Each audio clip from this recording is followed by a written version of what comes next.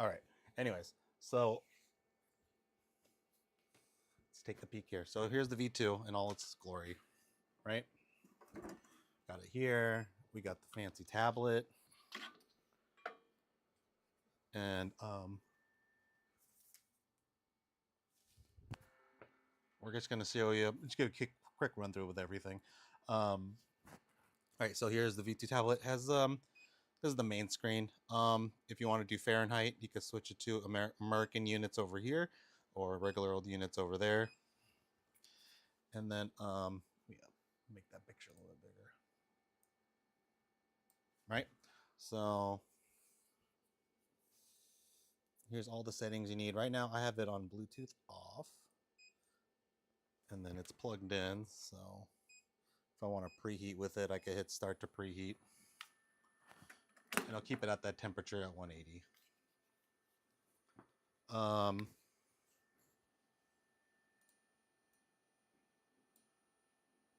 So preheat, if it's the first time you're starting the unit and you're going to roast with it, I would say you would want it to preheat for about 10 minutes at charge temp. So what is charge temp? That's the temperature you're going to drop the beans at, right? You're going to charge, let me get a, you're going to charge, drop the beans and start your roast. So I usually keep it on that temperature for about, if I'm going to just do a quick roast, maybe 5 minutes, but if I'm, trying to shoot for repeatability, or if it's a roast that I want to like try working on later, or just and try to involve consistency, then I'll let it warm up or preheat at like 200 C for about 10 minutes.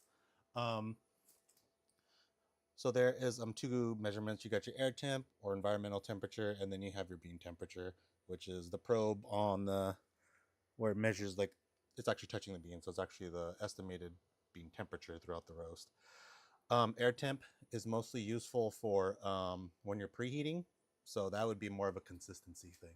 So if you wanted to like say, you got like 10 pounds of a bean you want to roast with, and you're like, hey, maybe I want to try this profile again. You can at least remember that the air temp was set to like, you started your roast at 162 degrees Celsius.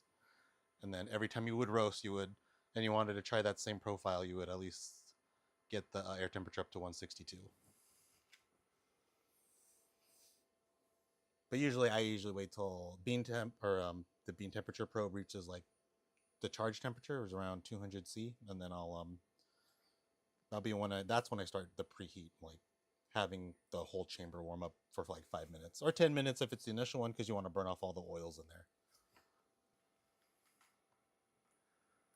I say 5 minutes because Rubase told me they do 5 minutes, like no more than 5 minutes to do. But yeah, they said no. Rubase. I contacted like a Rubase pretending like I was gonna buy one, and they said, oh yeah, you want to make sure we do our preheats for 5 minutes at a time, and then we throw it in. But they have a lot more telemetry than us and fancy software. Let's see if I can get Kevin in here.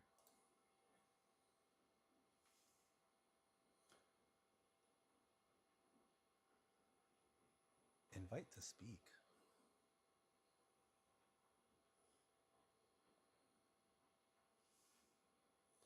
And anybody else in here have a V2 in the audience?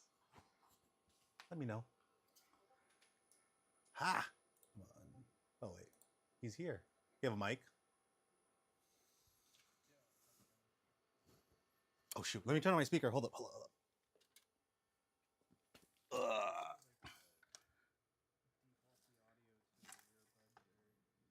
Hello. Oh, it still can't hear you. Let me make sure I can't hear you on my end, but it might be a me issue. Oh no, that's it.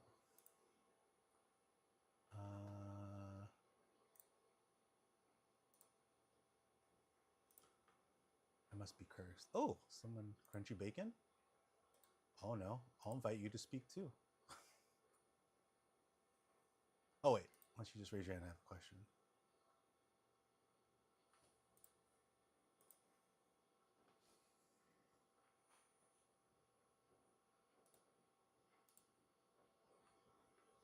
let me see if my sound's working. Oh, maybe I'm low. Okay, it was me. See if your mic works, Kevin.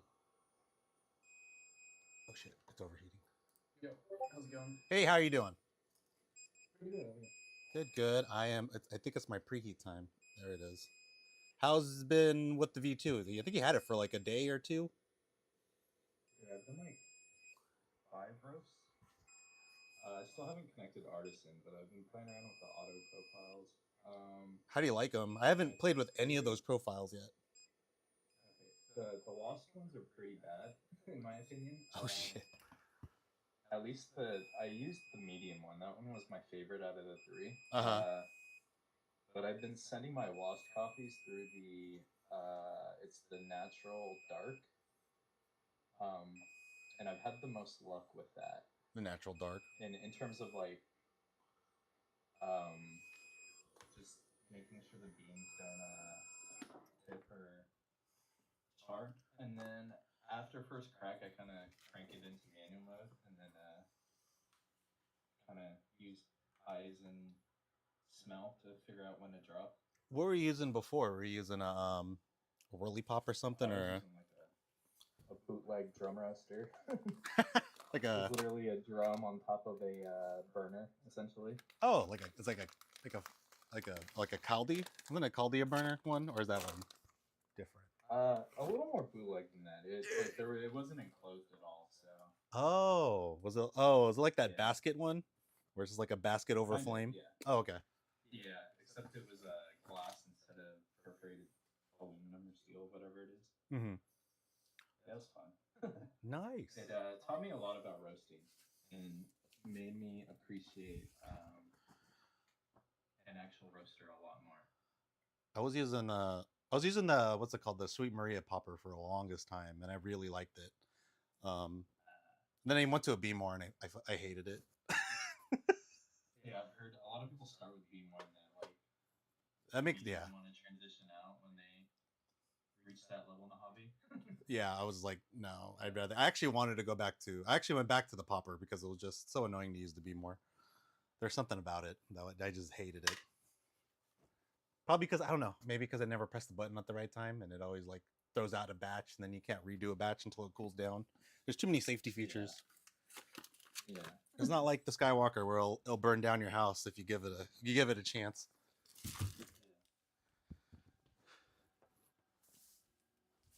All right, so I'm gonna try to start this roast up.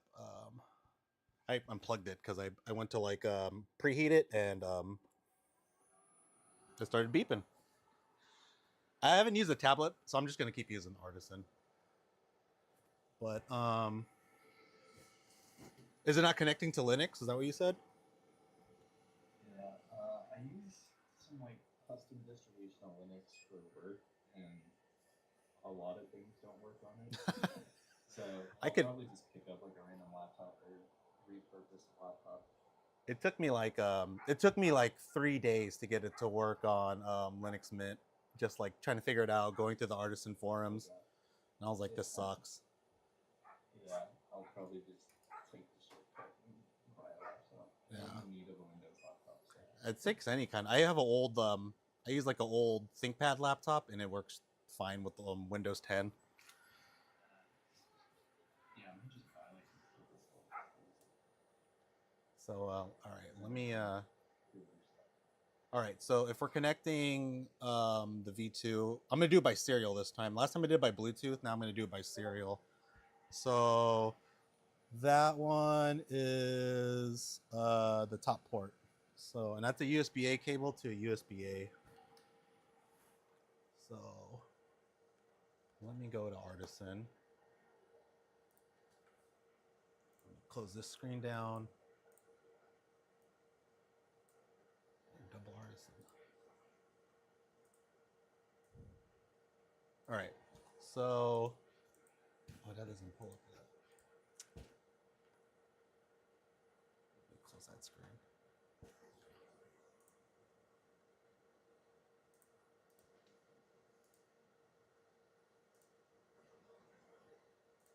There we go. So usually you go to port, and then well, we'll start off right beginning if for your profile. So you want to download that profile. Kevin, where did you get that profile from? Was it just on their website? That asset file? Funny story. The party keeper guy actually had it on his YouTube Oh, video, and I was like, all right, I'll just download it. hey, he's useful. He kind of knows what he's doing.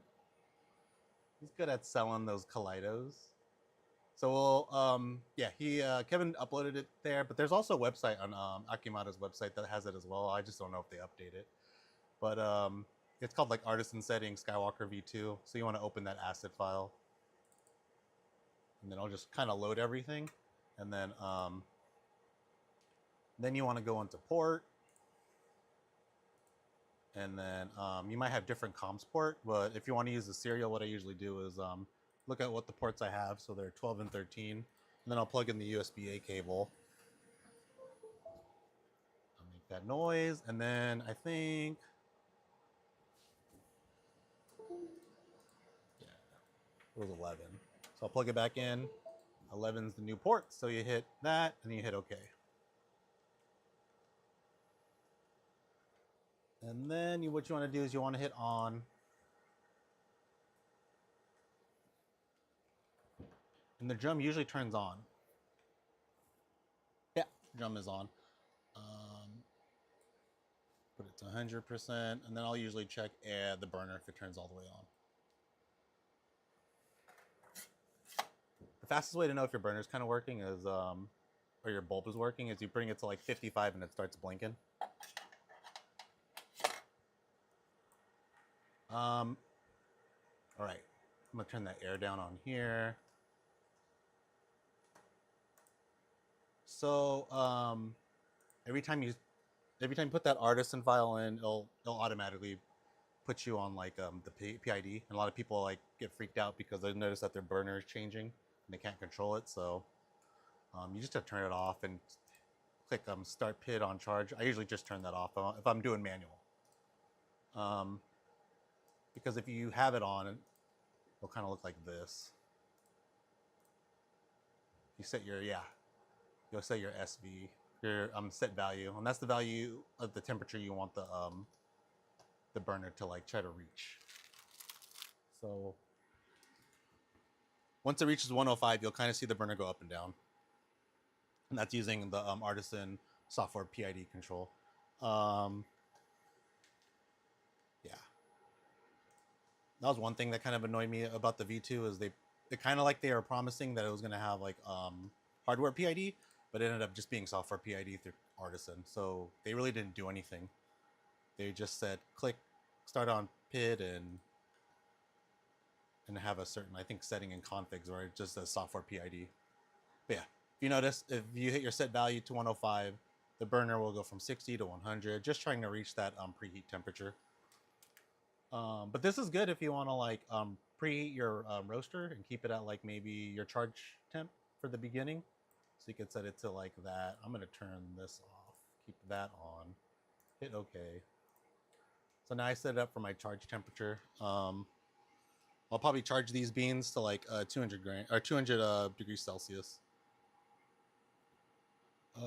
Air. The profiles, I think they have air usually at like above 60, maybe 80 and 70.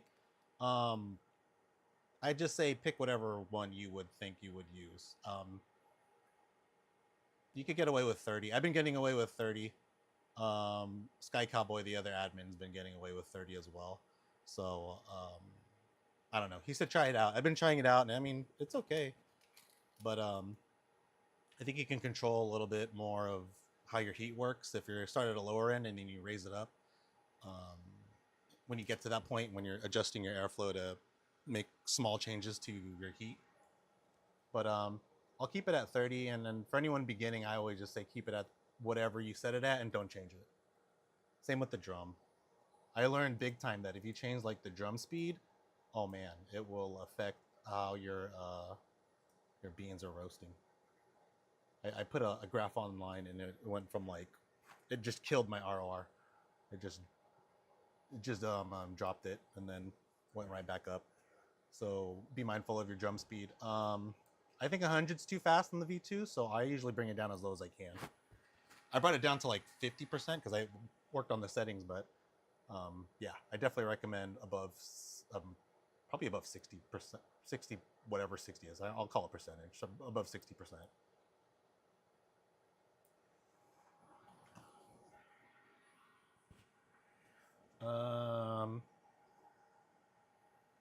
What else? And then there's like the bottom part where it's green. Those are just like the percentages of what you want the filter box fan to be on. Uh, yeah, I don't recommend it. I don't recommend using that filter box. First off, it melts over time, especially if you do back-to-back roasting. They'll actually melt the plastic on there. The filter gets clogged up. You might have to buy like a stack of those filters for it to be useful, and then honestly, it's not worth it. It's not worth it to the point where like I just have it open air and I don't even have an exhaust here yet. I pre-ordered like what's it called, that DI Fluid Airwave, which is like a miniature catalytic converter. So in hindsight, that was a really expensive purchase, but you know, my lungs and whatnot.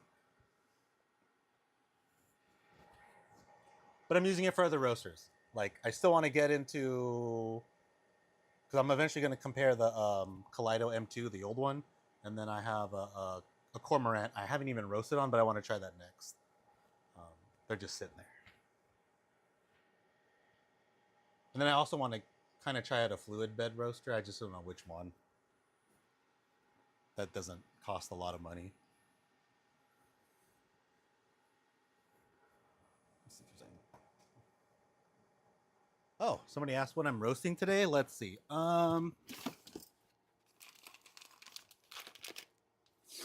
have one from Brazil, Rwanda. I have the Sweet Maria like sampler pack, and I don't know. It's been pretty good. Oh, my wife has been into like beans from Timor Leste. So today we're gonna Timor Leste honey process Darfusu. Okay, so there's a running joke that Sweet Maria, they always add bittersweet to their notes. So this one is body balance and sweetness with accents that hinted at dried fruits like apricots and date, and a pleasant bittersweet notes of cocoa, matcha powder, tannic black tea, and the aftertaste. So I think so far, I want to say at least 4 or 5 beans have always been like bittersweet. Someone's on the bittersweet. There's either bittering, bittersweet, or and cocoa. I see that a lot. This one is bittersweet with notes of cocoa. But yeah, anytime I see things like the tasting notes are like maybe like a tea or something like fruity, I'll usually try to do like a light roast. See, Kevin even knows. It's like 4 or 5 of them. There's a guy on YouTube that's saying, I can't wait for my V1 to get here next week. You'll have fun. Actually, now I have a V1. I like the V1 a lot better than the V2, just because the amount of things you could do on it. So right now, ET's at 147. I'm gonna try sticking to like 162 for environmental temperature. I'm just trying to be more consistent with roasting and being good and whatnot. So we'll wait till that gets to 162, then I'll dump this in.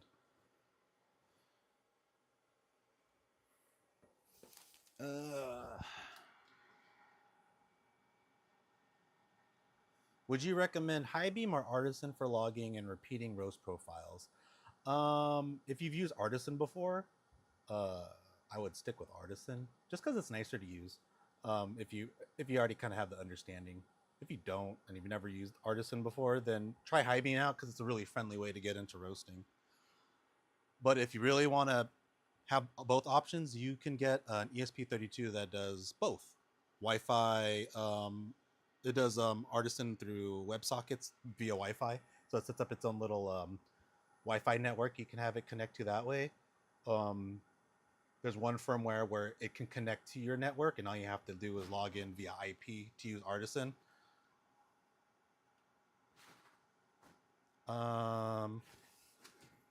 Yeah, or and it also has high beam, and you can run. I think you can run on that firmware both. You just need the big ESP32. So, what do I mean by big? There's the ESP32 S3 that are really small, like the minis, and then there's the bigger one with 2 USB-C ports on them.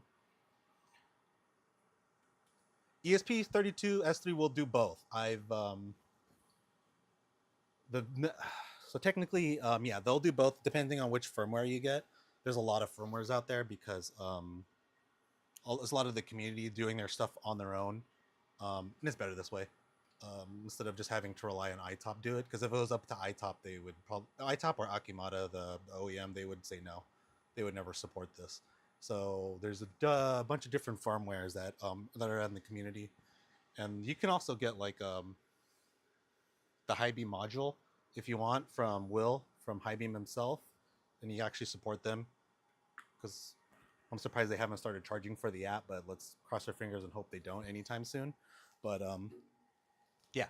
So with the custom-made Community S3 firmwares, there's a lot of different ones. There's one where you can have one as like a backup control that connects to Artisan and High Beam. Then you have the Trident firmware that another community member made, No Name. That's his name, No Name. He created the Trident one, and it does all three. Like, well, all three in terms of like BLE for High Beam, Artisan via serial, or Artisan via Wi-Fi. So you can do all three of those if you really wanted to. What's the noise level of the roaster? That's a good question. Let's compare. Let me show you. I don't have a V2 or V1 that sounds normal, but usually the V1's a lot noisier. The V2 is actually a lot quieter than the V1 in terms of the drum is not like whiny. There's something about this brushless motor that's a little bit more quiet than the V1 and this crappy turntable motor. This is the motor that the V1 uses. It's like this. It's like a DC motor. It's not brush. It's a brush. No, it's brush motor. It's a brush motor. Do I have the gear still? It literally has a plastic gear in there, because it was never meant to be in a high heat situation, and it's like a Bakelite gear. But over time it'll like get soft and strip, and I've had one like melt because I did back-to-back rows, and just overheating the unit because I wasn't really controlling the heat well. But this one has a new brushless worm drive motor, more efficient. It's quieter the way that it's set up, and I think overall it's better at better control. The only thing is worm drive motors, they get hot, and if they get too hot, they'll actually slow down and die. So you actually need to have a fan on it or put a heatsink on. And I found one place on AliExpress where I could custom order these heat sinks that go around the body, and you can attach a small 24-volt fan.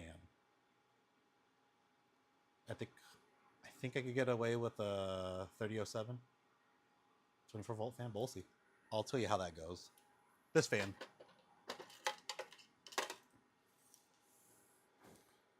To kind of cool down the body of it versus having a ghetto. They're set up for the fan that cools off the worm drive motors, kind of ghetto.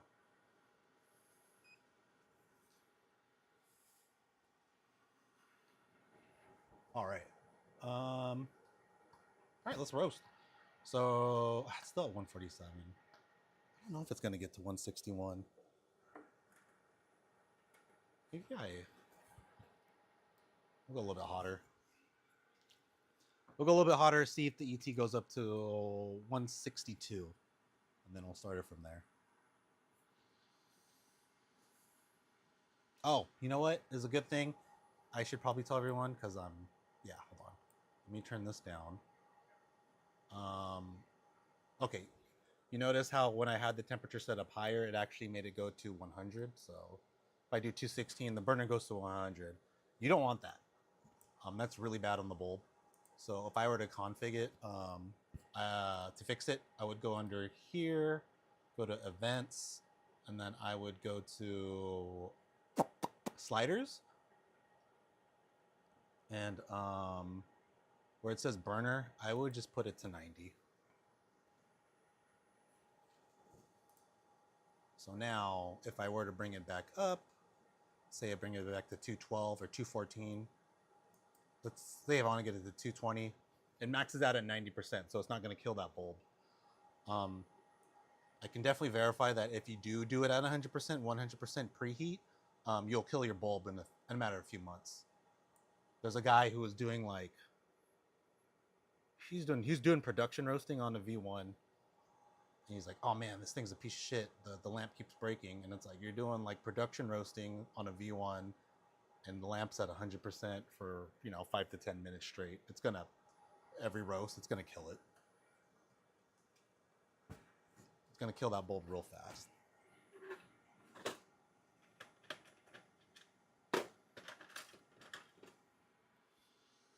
And the bulbs are, here's what it looks like. Honestly, they're kind of shitty. I'm talking with this Taiwanese guy, Haha Sky, to see if he could send me like 20 of his bulbs, because I think they're manufactured a lot better. But I mean, if you're doing roasting like once a week, this will last you a good year, but you'll eventually have to replace it within a year. On the plus side, it only costs $30.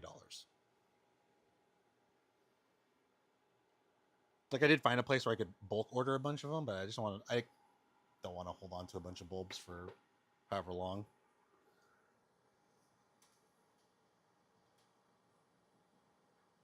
Yeah, people roasting on it just annoys me because some people who roast, like, yeah, there's a guy on YouTube who's like, some guys are roasting 20 pounds a day on the V1. That's crazy to me. But I mean, if you're getting away with it, it's just honestly, it's just a free QC for me, right? I get to see what the limits are. But I think the biggest factor of the bulb surviving is making sure it doesn't get 100%. And then there's also a new thing where they're putting holes at the end of the bulb, like at the end of the metal. Let's see if I have one.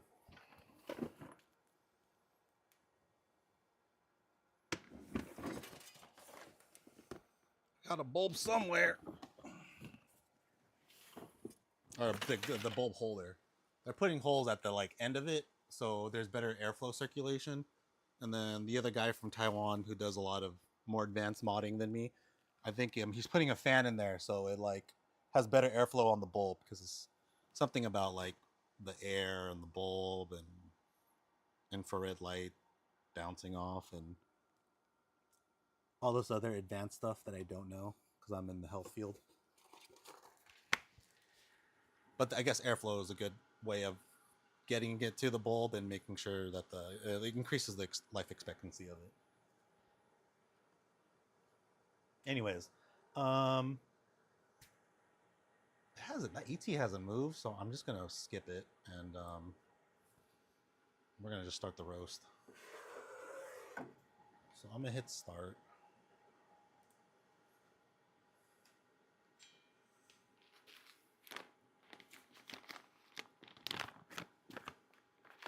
So I just remember my ET is at 144. And oh, I need a little catch bin. I always have a bunch of them here. I don't know where they go. Oh, there they are.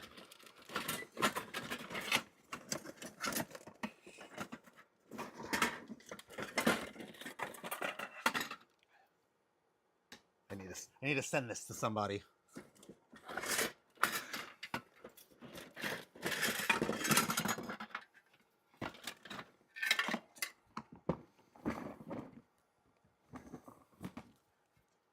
Yeah, make sure to have one of these in. Also, before you start your roast, why bean cooling on? That's weird. That's why it's so noisy, because I had my bean cooling fans on. Make sure this is in place, and then make sure this is locked. Kevin, did you have yours? Did you drop beans off of yours? Accidentally? I think he has. This is like the most common thing people tend to do. So make sure this is locked. An interesting thing is there's this Chinese guy. I think his name is Thank God that he goes under Discord. He literally just put like he took this out and he put a heavy weight, and that's enough to like hold it down, like a really just heavy weight, and it just kind of holds it in place. The beans really don't open the chute up. So I forget why he did that. I think he probably forgot to lock it. It looked like a very expensive way just to keep this closed. We're trying to look into ways to automate this, like have an auto drop.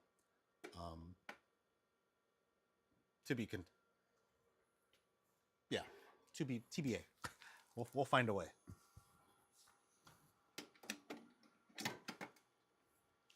All right. So drum's at its lowest setting. You can have it lower.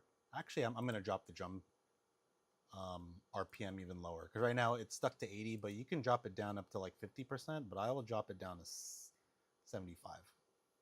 So you would go to events, you would look under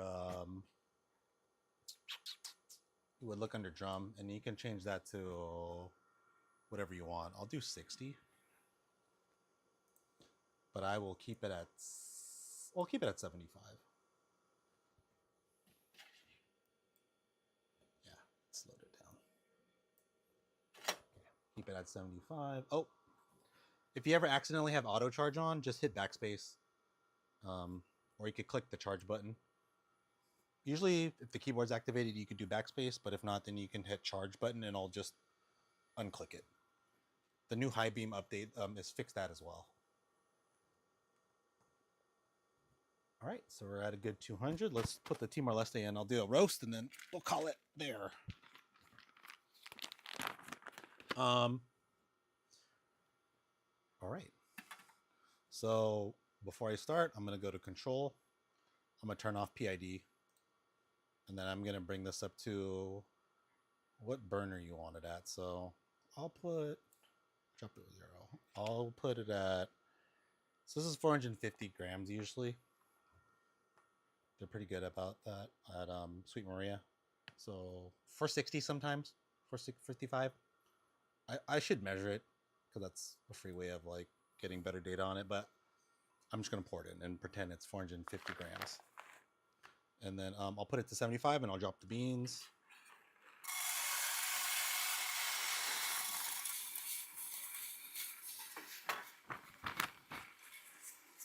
And I'll hit charge.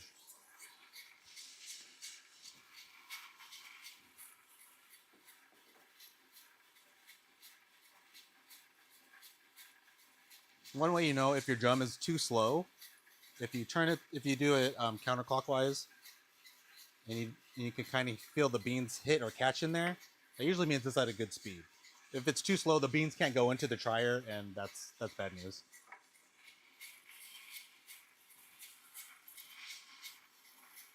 Oh, let me get this picture out the way.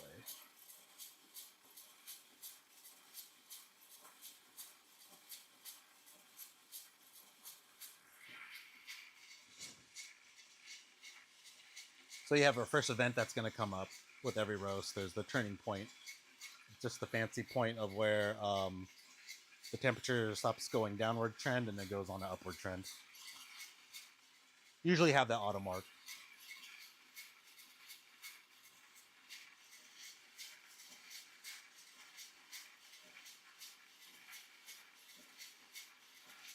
So for me, I usually keep it, oh, is that changing?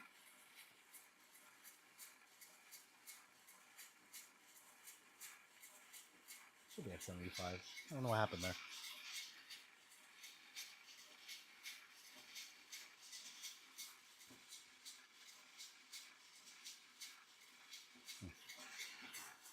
Make sure I didn't hit a button. Anyways, So I usually keep it at the burner. The only thing I'm gonna change now is the burner, and I'm gonna always lower it. When you get better and more advanced, you'll start raising it, lowering it, depending on what the bean is and how you're roasting. But for me, I'm just gonna keep it at 75 and just go lower from there. So right now we have that red curve going upwards. That's your rate of rise curve. This is going to be your speedometer on how fast you're roasting, right? It's also going to be an indicator of like how the roast is going and if it's declining as you proceed. After it goes to the very top, after it peaks out, and then it'll kind of go down slowly. Is what you want.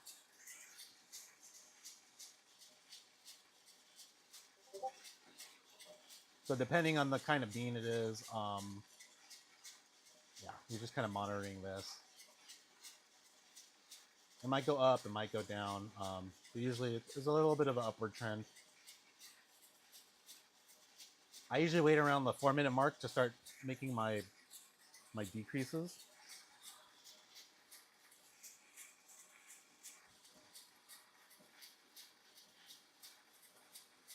And I'll put it out right now. If you're stressing about these things called what are they called? That's a Scott Rao term. Flicks and crashes.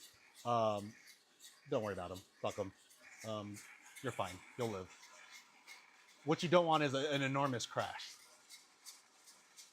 But if you have something like this going downwards, you're still good. As long as it doesn't go down here and then all the way back up, you should be good. I did notice that when I had a bean fuck up all the way down here and the R went all the way back up, it actually tasted worse when I had a decline. It actually tasted worse than when you have like a normally declining ROR. So right now it's actually doing a pretty good job. So I am going to wait for the 4-minute mark, and then I'm just going to lower it maybe like, it only goes by 5s. So I'll lower it down to like, I'll do 65. See how that works.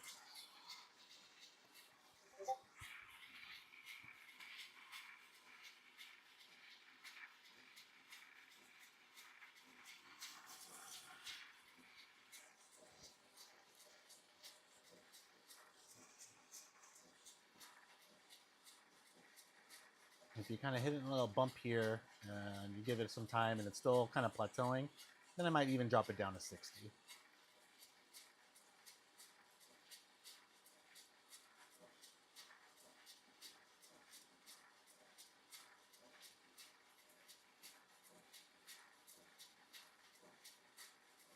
Oh, this is a stubborn one, so I'm going to drop it down. I'm going to be a little dramatic and drop it down to 50. Looking at my bean temperature, oh Jesus, I think I might have done too much.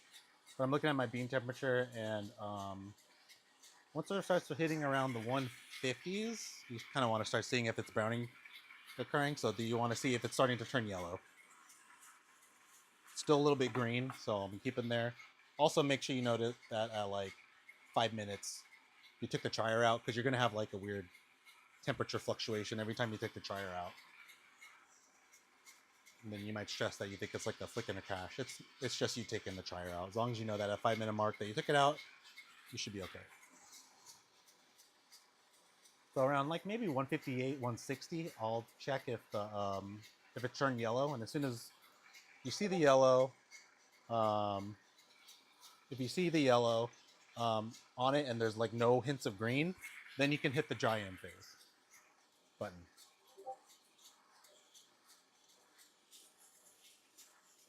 It's still a little bit green. I'm gonna put it back here, but at 555, I'll say I took the trier out, because you can see every time I take the trier out, it bumps up a little bit and then it'll come down. Also smell it. You want to smell it. If you want to smell if there's any grassy kind of note smell, or if it's kind of starting to smell like hay, there's like a transition of smells that goes from like grassy to like hay. But yeah, a little bit, the kind is looking better, so I'm going to keep it at 40. I'm going to double check again, maybe 163. All right. I'm gonna hit giant because there's no green. It's all yellow now. So hit the giant. And honestly, for me, I just wait until monitoring it. You can start adjusting the heat if you want to like slow down this phase of the roast. But if not, then I would just for now just keep it simple and just kind of like see what the curve does.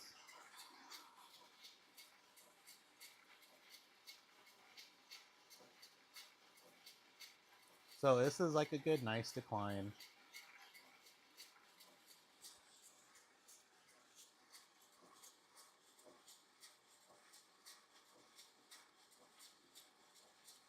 All right. So we're not going to see first crack until it hits 185. A lot of people get tripped up from other roasters because they'll be like, "Oh, you're hitting first crack at the wrong temperature. It needs to be 190, 195." Not necessarily. Um, Beans typically on an IR roaster are hitting at like 185. And it's not because of the probe is bad. I put an RTD in, did the same kind of roast with the same bean, and we're getting about the same temperatures for first crack. The weird thing is though, when I did the thermocouple, it was actually hitting at like 10 degrees higher. The only thing you need to be really concerned about with the temperature probe is the consistency. Is it hitting first crack around the 185 to 188 or whatever every single time for most beans? If it is, that's fine. That's better. It's just a number. Most importantly, you just need to hear everything, like the noises, the smell. Those, I think those are more important than, super relying on like the bean temperature. And right now, if you look at ET, yeah, it's 146. Doesn't really tell us much.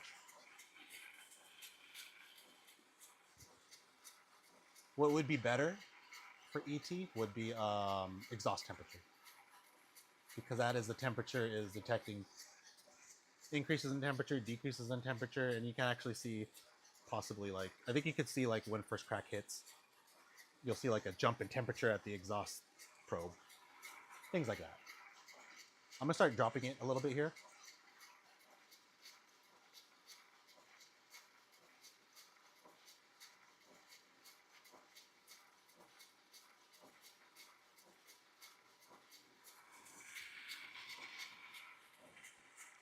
So we're hitting it on 180s, and this is where I would kind of start considering listening for first crack. You can hear first crack, and sometimes you can see it on the graph, because you'll notice that on the graph, if it starts like jumping up in temperature, and you're like, oh, I can start hearing the first crack noises.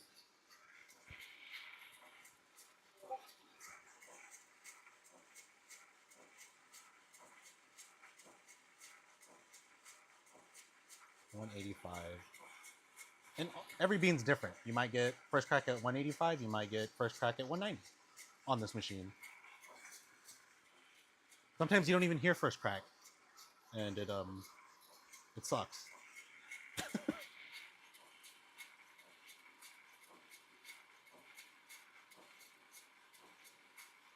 I'm hitting a plateau here, so I'm just dropping to 35.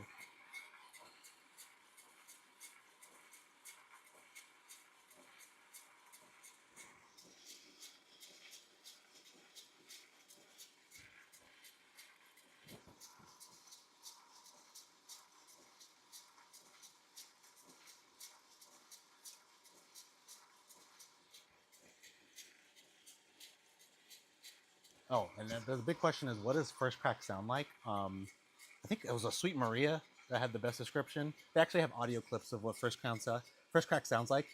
And that's kind of how I learned what first crack was. And I think somebody from Sweet Maria also said you want to hear a symphony of cracks, not just one.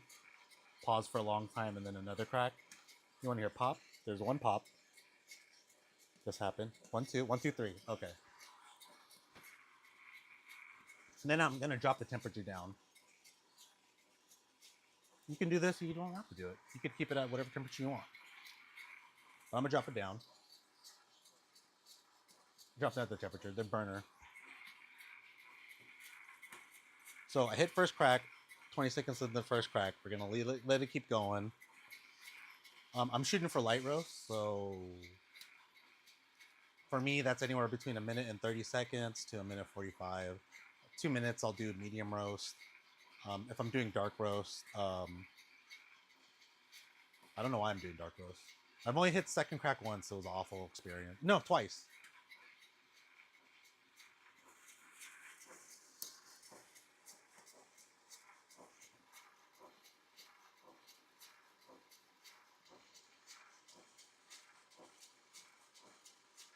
This bean has a really light first crack. I can hear it, but it's very, very faint. There's some beans that sound like it's getting someone's getting shot, and then it sounds like a machine gun at second crack.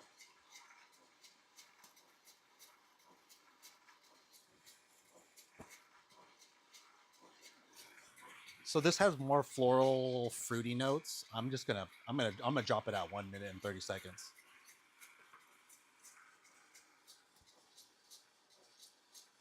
All right, and then I'm gonna do drop. Turn the bean cooler on.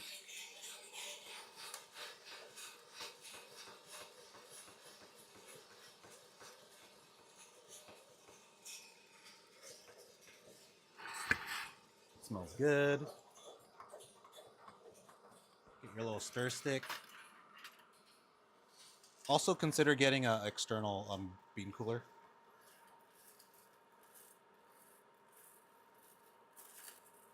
Fun fact, if you don't have your bean cooling fan on, the center can go to second crack. And I had that happen once. I was like, what the hell is going on? Yeah, my beans went into like second crack when it was in here in the bean cooler. And that was not fun either.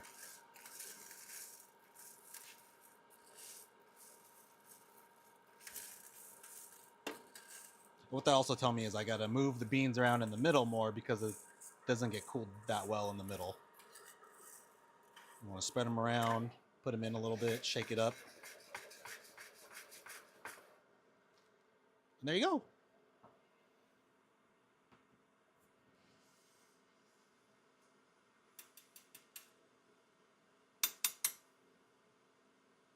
Ooh, the development time's a little bit low. Or development percentage.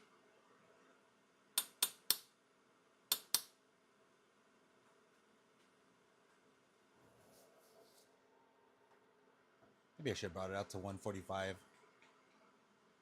We'll see though. We'll see how it tastes first. Numbers are great because you can share numbers, talk about numbers, share, put it on like Roastetta and share it with people. But numbers only tell you like half the story. You gotta like cup it. I'm a huge proponent of you need to cup it before you judge it. Like when people throw away like their batch because they messed up, no, you gotta keep it. And you gotta taste it, and if it tastes like shit, then you throw it away, or you grind it up and put it in your pot thing. What's it called? Plants. But don't knock it if you mess up. Try it. See what it tastes like, especially because that's gonna tell you a whole bunch if you mess up, and it's gonna tell you why you don't want to do that. So I think it's more if I mess up, I'll keep it and I'll taste it, and I'll be like, oh, I see why. If I cut off the speed, oh, Pavoni Bojoni, I'll see you later. He just DM'd me saying he's good night. But yeah, I forgot where I was at. But anyways, just taste your roast, whether it's good or bad. Don't let people tell you that your roast looks like shit because it doesn't. It's your first roast, or second roast, or fifth roast, or 10th roast, or 20th roast. We're all learning. And I think just tasting is the biggest judge. Also, if it tastes good to you, and then someone looks at your graph and they thinking, oh, that looks like it's gonna taste like shit, but it tastes good to you, fuck them. You gotta roast that tastes good, and you messed up. That's a win-win.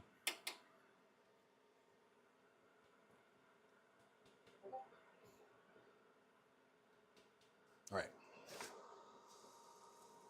Oh, that's pretty good. How long was that? I'll say cool end right there, and we'll do off. Okay. Biggest thing I always do and I forget is to save the roast. I don't think I saved my last roast, so save it in Artisan.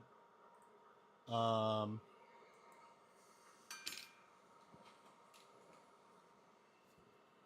just gonna put Timor 6.6.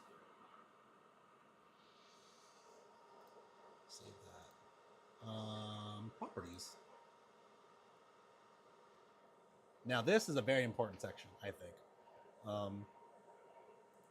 The description. What do you want to call it?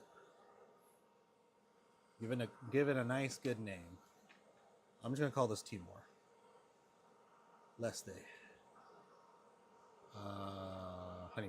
Honey process. Make sure you put the process on there, because you might try to get another one from Timor Leste and it's like, oh, I don't know what process I had. Well, it was a wet process, natural process. Make sure to put weight in. So I didn't measure it, but usually it's 450. Then you want to measure it with the roasted so you get that percentage. See what it is. If you have an Eggtron, or if you got a roast meter, poor man's Eggtron, this works well. You can build this for $100. You don't have to get the DI fluid one where it shows you all the measurements and you know, cost more than the roaster. I think the DI fluid ones are like $500 or something, $600. Cost more than a V1. No, I think 1,000. One of them is 1,000. But if you could get one of these, you could build one for 100 or have a friend build you one. It doesn't cost that much in price, and it's really easy to install. And I think it works great. I mean, when you start your own roaster, then you could probably invest in like a DI fluid or Omni Flu or whatever they're called. What's the other one? LeBrew? Yeah, invest into a LeBrew one. After that, you're putting the Agtron numbers in, and then you want to hit OK, and you want to save it.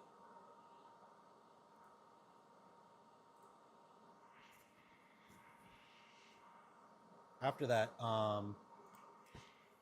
this is what I want everyone to do.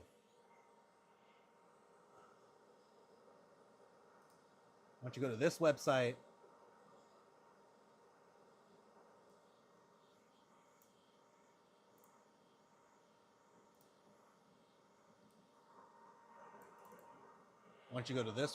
and then I want you to upload it here. You don't have to upload it here, but I really like this website.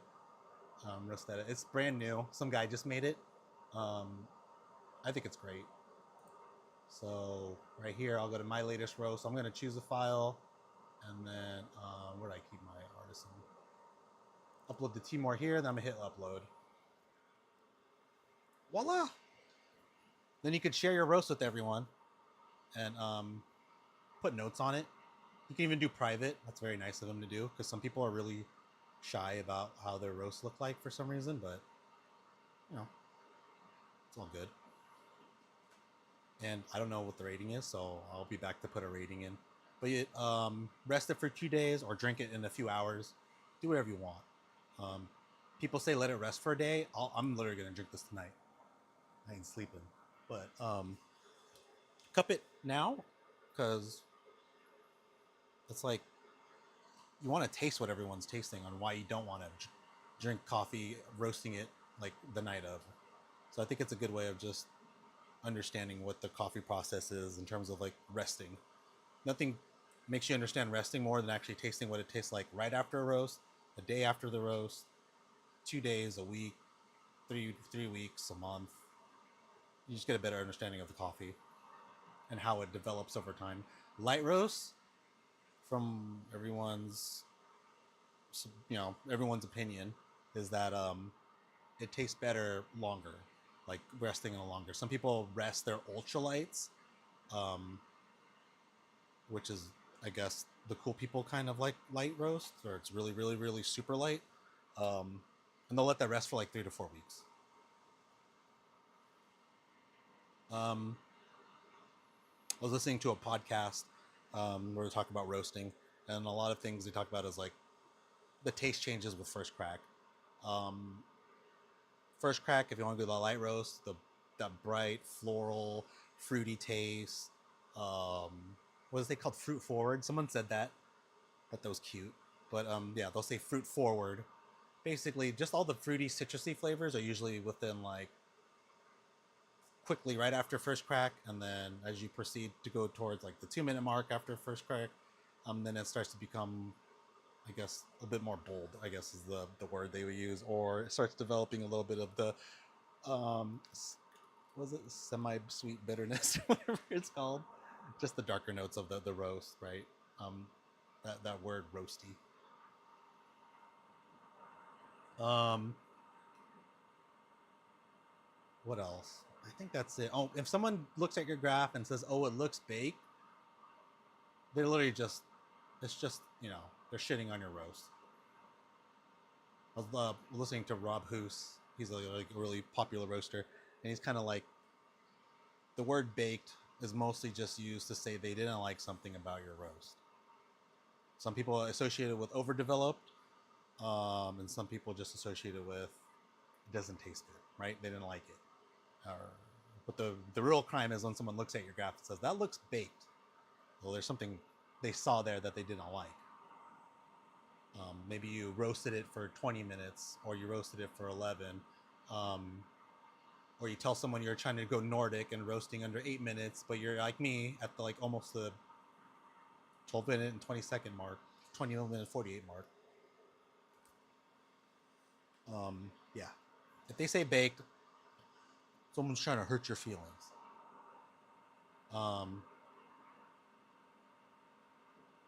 I usually don't take anyone's opinions of my roast until they taste it. And right now, we're all home roasters, so we just want the taste to be, if we like it. That's why I usually don't share my graphs on like other discords, because it's like, it's that, I guess, that fear of somebody shitting on it, like a professional roaster. Anyways, yeah. So this is the Timor-Leste honey process. This is just the basic roast with the V2 artisan via cereal. The other one I did before was artisan Bluetooth. So this artisan cereal. I think the next roast I'll do with the V2 will be through only the controller. And I'm gonna just have a nice hour of just talking straight up shit about this this tablet. From the disgusting UI to the inability to measure ROR faster than 30 seconds at a time.